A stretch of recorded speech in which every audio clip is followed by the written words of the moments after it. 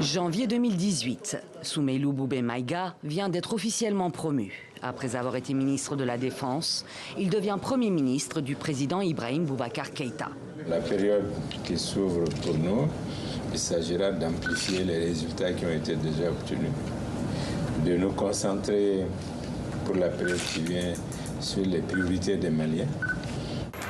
Près de 4 ans plus tard, l'ex-premier ministre malien vient d'être placé sous mandat de dépôt par la chambre d'accusation de la Cour suprême du Mali.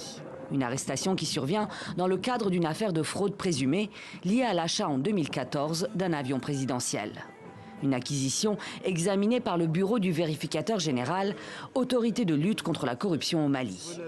Celle-ci dénonce de nombreuses anomalies, surfacturation, détournement de biens publics, fraude, trafic d'influence et favoritisme. À l'époque de cet achat, Soumeylou Boubé Maïga était ministre de la Défense. Impunité zéro.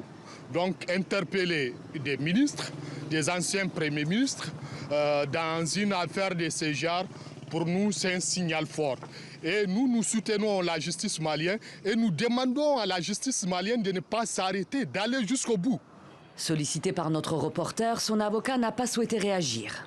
Quelle qu'en soit l'issue, l'affaire vient en tout cas porter un coup à l'image de Soumeylou Boubé Maïga. Un poids lourd de la politique malienne à qui l'on prête régulièrement l'intention de candidater à la présidence du pays. Pour Clément Dembélé, il ne devrait pas être le seul responsable à être interrogé dans ce dossier. J'attends avec impatience la convocation d'Ibrahim Boubacar Keïta, l'ancien président du Mali, pour qu'il soit aussi entendu, parce qu'on ne peut pas détruire ce pays, on ne peut pas tout voler au Mali sans qu'il ne soit pas au courant.